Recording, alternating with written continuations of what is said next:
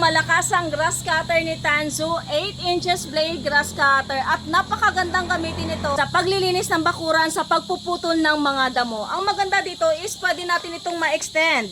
So pwede siyang ma-extend hanggang ganito. Ganito siya kataas. At ang maganda dito, hindi lang siya nylon blade, may included pa itong mga metal blade. So depende na lang sa inyo kung ano yung gagamitin nyo. Ang maganda dito, mayroon siya sariling gulong para hindi na kayo mahirapan sa paggaganyan kasi pwedeng siyang gamitin as pull and push lang. Dahil nga ngayon is napapadalas na yung ulan, lumalagom na yung mga halaman, gamitan nyo ng grass cutter na to para mas mapapadali ang paglilinis nyo.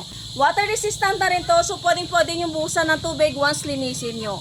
Kaya kung gusto nyo ng ganitong klaseng grass cutter, pang malakasang grass cutter ni Tanzu, ilalagay ko na lang ang link nito dyan sa basket.